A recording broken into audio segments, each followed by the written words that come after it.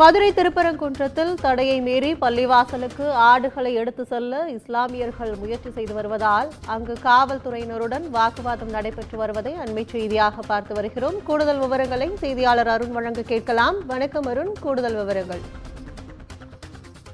கற்பகம், மதுரை திருப்பரங்குன்றம் சிக்கந்தர் மலை ஹஜரத் சிக்கந்தர் பாதுஷா பள்ளிவாசலில் மத வழிபாட்டு உரிமையை காக்க சிக்கந்தர் மலை மீது ஆடுகோழி அறுத்து சமூக நல்லிணத்திற்கான போராட்டமானது அறிவிக்கப்பட்டிருக்கிறது.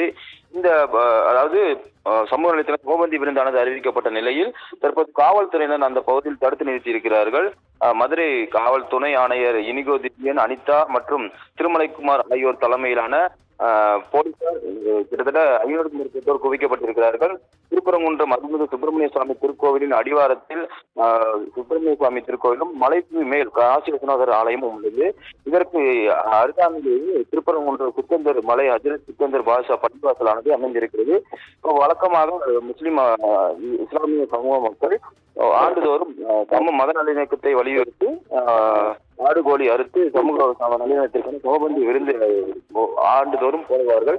இந்த நிலையில் இதற்கு எதிர்ப்பு தெரிவித்து இந்து அமைப்பினர் மலையில் மேல் காசி விஸ்வநாதர் ஆலயமும் அதே போல அடிவாரத்தில் அருள்மிகு சுப்பிரமணிய சுவாமி திருக்கோவிலும் இருப்பதாக, இதனால் அந்த உயிர் பலி எதுவும் நடத்தக்கூடாது, ஆடு கோழிகளை இறைச்சிகளை வெட்டக்கூடாது உள்ளிட்ட பல்வேறு வலியுறுத்தி ஏற்கனவே காவல்துறையினருடன் அனுமதி பெற்று ஏற்கனவே தடுத்து நிறுத்தப்பட்டது. இதனால் இரு தரப்பினருக்கும் ஏற்கனவே பல்வேறு கட்ட போராட்டங்கள் நடைபெற்ற நிலையில் இன்று சமூக நல்லிணத்திற்காக சமபந்தி விருந்து அறிவிக்கப்பட்ட நிலையில் காவல்துறையினர் 100க்கும் மேற்பட்டோர் குவிக்கப்பட்டிருக்கிறார்கள். இதனால் அனுமதியை மீறி காவல்துறையினர்